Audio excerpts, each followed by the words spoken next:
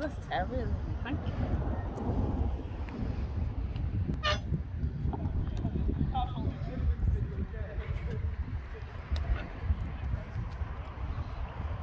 Get back into it. This is what I do for exploring Scotland's history.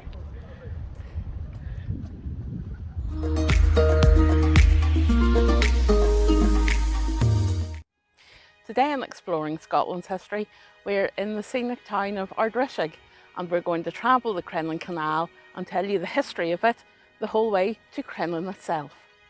We'll start the story at the beacon, slightly off the shore, strangely enough. The beacon was built around 1880. The beacon is a fine example of an ashlar building, very much of its time with triangular shaped windows and a lot of wrought iron.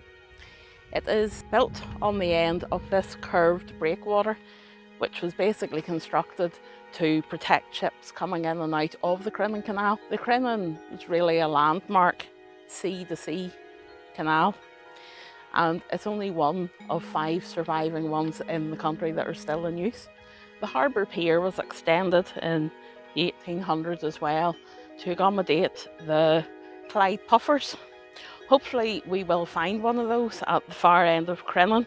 It was there last time, so here's hoping. The Crinan was one of 50 canals that were under construction at this time. They had realised, obviously, with the Industrial Revolution, that a canal could carry a whole lot better weight and move larger goods a further distance without the need of land transport, which was obviously much more slow, and rivers, because not all of them you could navigate. The Crinan Canal was commissioned by the trustees of the forfeited estates in Scotland. These were the former Jacobite lands, and the main aim of the canal was to make it more accessible for fishermen from the northwest to access the likes of Campbelltown and Glasgow markets. James Watt surveyed the routes in 1771. James Rennie proposed an alternative in 1793, and work began in 1794. The canal opened in 1801. Thomas Telford engineered a major refurb in 1817. Issues with poor stonework, banks and bends were all addressed. The Crinan became more busy after Telford's Caledonian Canal opened in 1822, and craft could now travel from Inverness all the way to Glasgow. Queen Victoria travelled the canal in 1847, and it quickly became marketed as the Royal Route. By 1866, the SS Linnet was launched in a bid to cope with passenger numbers, and she ran for 65 years until she was sold in 1929. New sea locks were built, as you can see that yacht going through at either end of the canal, in a bid that ships and yachts could access the canal whatever the tide would be. Even today, there's a reported 2,000 craft travel up and down the canal, despite the fact that it's only open from Thursday to Sunday. And no, I have no idea how that works. Not all ships find the new improvements easy to negotiate. There is a report of a sloop loaded with herring wrecked as it left the mouth of the Crinan Canal in October 1815. Sides of the entrance to Crinan, there are a pair of cast iron lampposts with bare electric bulbs. They were put up about the 1920s and were built by MacTavish of Glasgow. The basin boasts all original stonework, green firelight from the area. The Ardrishaig Harbour Bridge is currently in a repair schedule. It basically carries cars single file over the canal, as you can see. When larger craft access the waterway, it can be swung round to give them access. I have to say I'm really quite impressed by this, because from the basin to the open sea takes probably about 5 minutes in total, and only 2 minutes of disruption for the road that the swing bridge is on. Well impressed.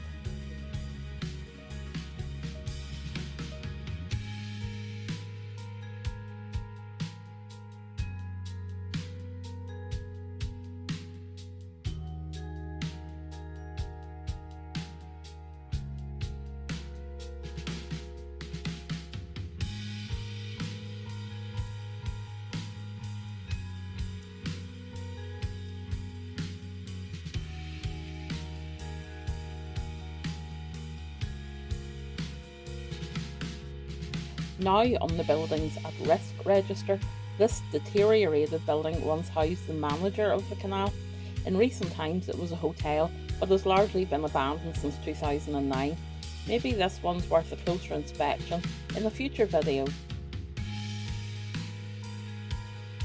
The loch consists of a watertight chamber. The boat enters the loch and the gates are closed behind it. A simple valve is wound open and the water is drained from the chamber from the sluice. The lower gates are then opened and the boat may pass through. If heading the opposite direction, the boat is held in the chamber while the level is filled with water before they may progress.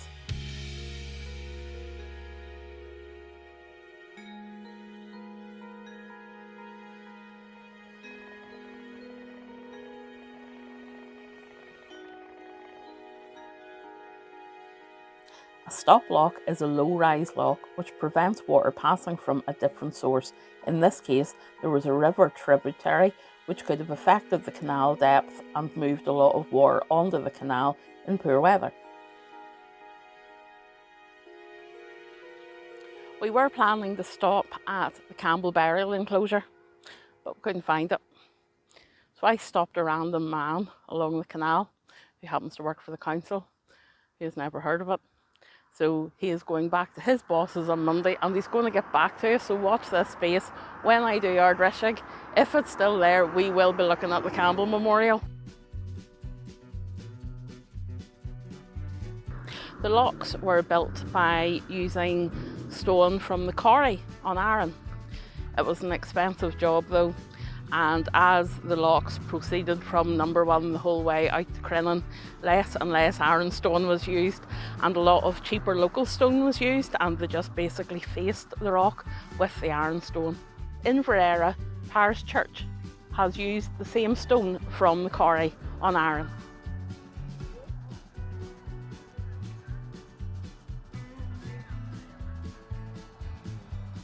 Now made it as far as the Oakfield Bridge. It's a swing bridge. It's a different shape to the one in Ardrishaig. It's more of a rectangular shape, whereas we had a parallelogram flying in out there. It's such a beautiful day, it's hard to say it's not stunning. It's stunning. The maker's name would suggest it was made by a McClellan at the 𝕮𝖓𝖓𝖓𝖓 in Glasgow. It was manufactured in 1871. It replaced the original 1817 bridge. A manual swing bridge. It allowed McNeil, who was in charge of this part of the canal, to essentially close himself off from the rest of the world on his days off. Probably operating that swing bridge every other day of the week, you would close your gates.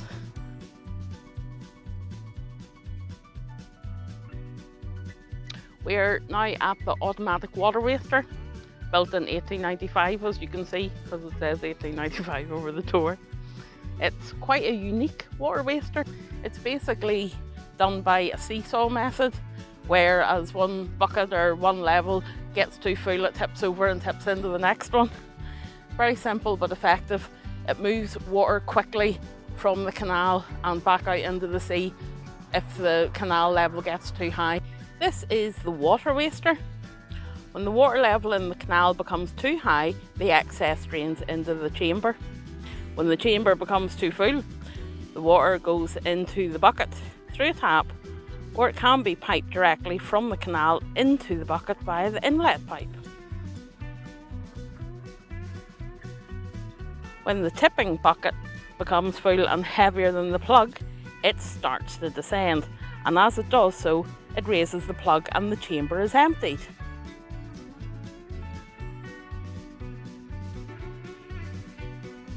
The water in the tipping bucket then slowly drains away through a small hole in its base. As it does so, it becomes lighter than the plug, which then descends back into its closed position, lifting the bucket as it does so. And it all heads out there.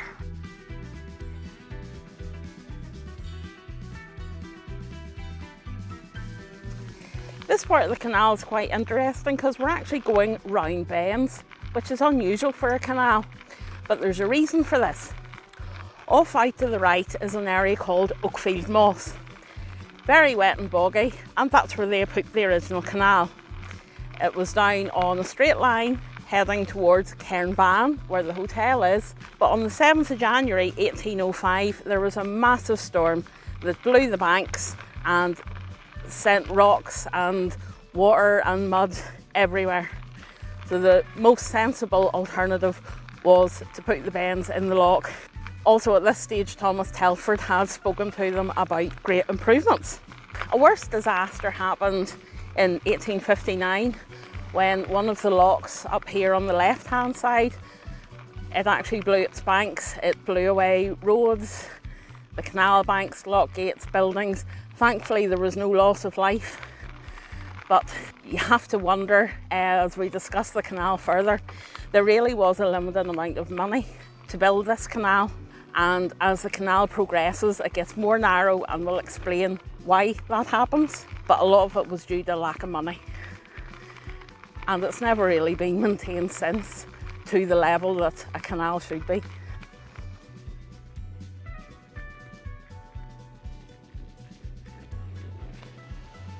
Just at the Cairnban Hotel here, it was built in 1815 as a coaching house to serve the canal behind us. I'm nipping in for a coffee. I need out of the sun for half an hour. If you would like to support the channel by getting me a coffee, feel free. There's a link in the description. A coffee and then get the rest of this canal done.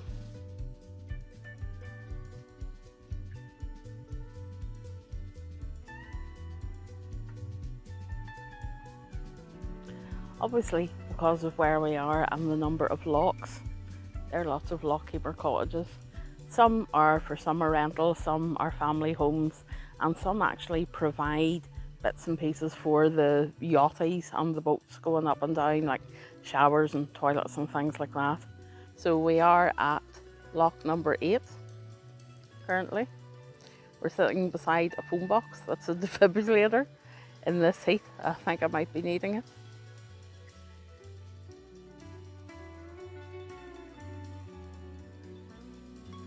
We have now stopped just up from Loch 9, and this is Loch A'Bharain,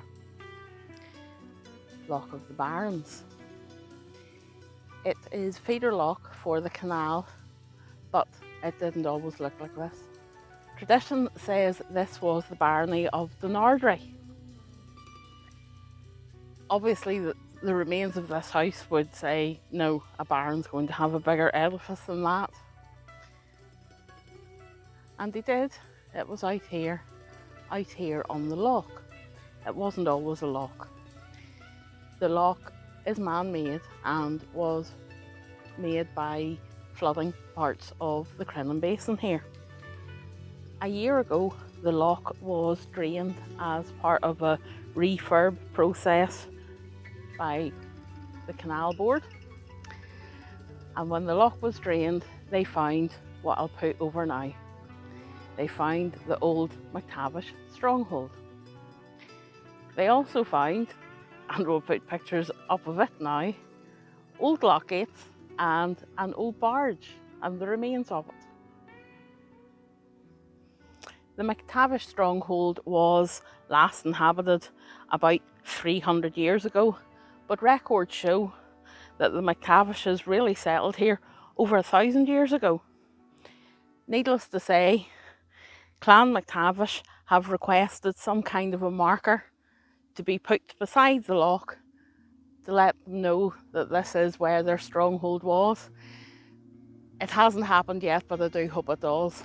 It's an absolutely gorgeous wee loch. Locally, it is said that the remains of the MacTavish keep were broken down and used to repair the canal breach in 1859. The pictures of the drained canal are thanks to William Holmes, a local photographer who has given me not only a fantastic amount of local information, but permission to use the pictures. Feel free at any stage you're in Loch A'Bharain to nip into his wife's shop as well, D&D's Wool and Crafts. Beyond the loch, over to the left there, is an area called Barnakill, which is Court Hill. And apparently the local weapon show would have happened there. It was basically a call to arms for the men to ensure that they were properly armed should the need arise. On the other side of the road here to the loch is the forestry office and a small housing scheme called 𝕮𝖓𝖓𝖓𝖓. It used to be a prisoner of war camp, believe it or not. In the Second World War, that's where Italian prisoners were held. At one stage, the Italian prisoners did escape, a few of them. They were away for a couple of nights. They killed a sheep and fed themselves off that, and returned to camp a few days later, as apparently the terrain was quite horrific and they realised there was nowhere really to go.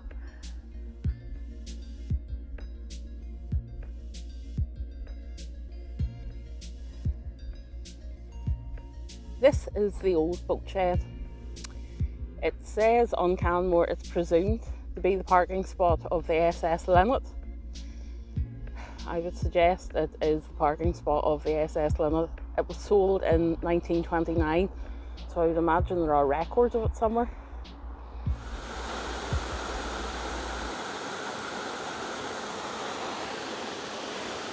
𝕮𝖗𝖈𝖕𝖊 Bridge is out currently. Apparently an idiot in the car broke it. This is a rolling cantilever bridge. It was installed in 1900 and is moved back and forward across the canal by a hand-powered winching mechanism.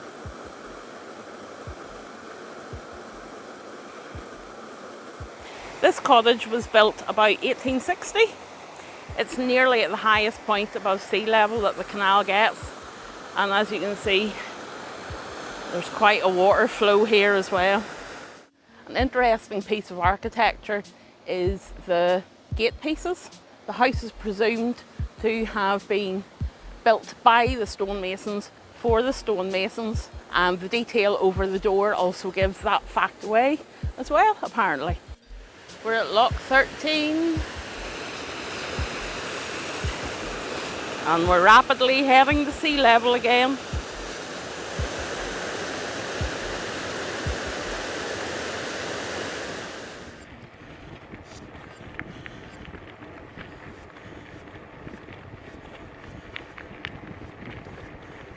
This is the Islandad cast iron row bridge. It was built in 1851 by John Gardner. He was the engineer. It was the biggest and best example of its kind in Scotland. He was an English engineer, and I would suggest this commission was wee buns, as his usual work involved the Welsh valleys and that rough old terrain, whereas this is flat as the eye could see, because we're in the Crinan Basin.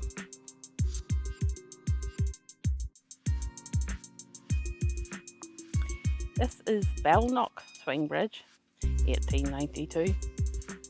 One of the probably best maintained little bridges we've seen. It's really quite cute.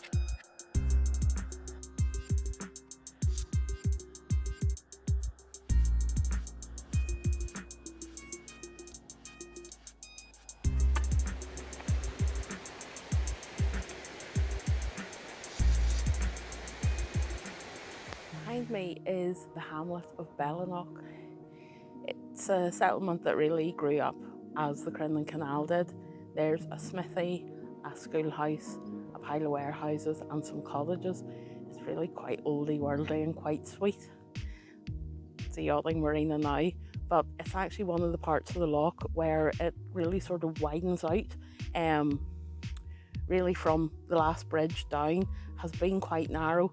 The rock became harder, and despite the fact that various engineers had said that's not going to be a viable idea, the canal was built this way anyway. But because of the expense of blowing rock, the canal got narrower and narrower as we head along here. The other thing worth mentioning is the hills just beside Belknock. There are a lot of duns, caves, cup-marked stones all up in that area. I mention Marion Campbell and Mary Sandman quite a lot. They did every rock, every dun, every fort in this area. So we will be following Marion's footsteps yet again. So that was Ballinlough, and we are extremely close to the sea here. Except that's not the sea quite yet, that's still the River A'Bharain.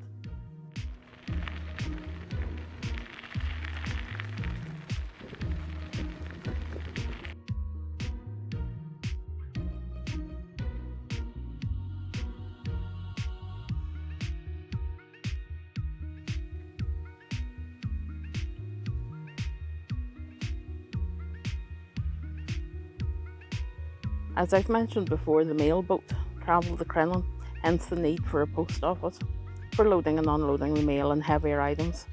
It's quite unusual in construction as it can be accessed on each floor. This is the 𝕮𝖆𝖓𝖓𝖑, a Clyde puffer. She was built in 1943 in Yorkshire. Her first captain was apparently a drunken lunatic. He damaged the boat, laden with cement, and on reaching Barra, his crew were arrested for stealing from the shop's petty cash. When they landed, Captain Slipper soon had enough and applied for a transfer. It's thought the Vic worked out of Corpac during the Second World War carrying munitions. She is also thought to have worked out of Rossneath naval base and also Scapa Flow.